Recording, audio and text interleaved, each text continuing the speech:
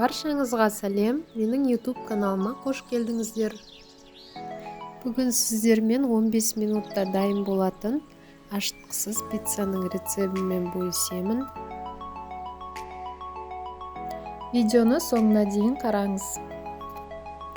Сіз менің каналыма тіркелмеген болсаңыз, тіркеліп қойыңыз. Алдын ала рахмет.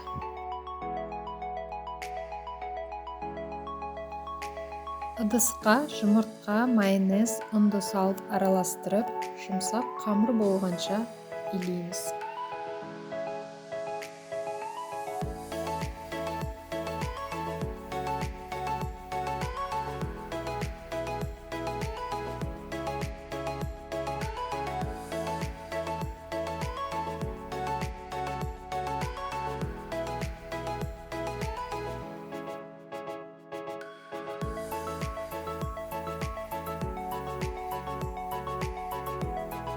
Қамырымыз өте жұмсақ болып шығу керек. Содан соң қамырды мешокке салып, тоңазытқышқа 5 минутқа салып қоямыз. 5 минуттан соң қамырды шығарып, екіге бөлеміз. Бізде 2 пицца шығады.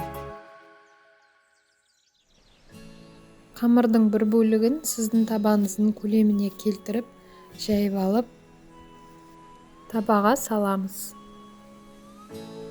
Қамырдың бетіне кетчуп жағамыз.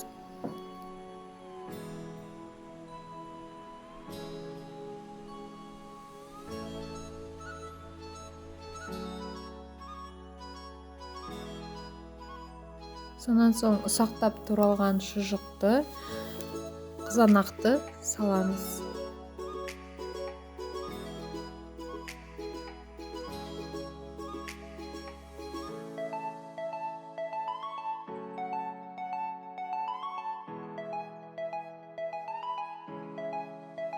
Үккіштен өткізілген ірімшікті бетіне сеуіп, 180 градуста қызып тұрған пешке 10 минутқа қойып пісіріп аламыз. Міне пиццамыз дайын болды. Тез әрі дәмді.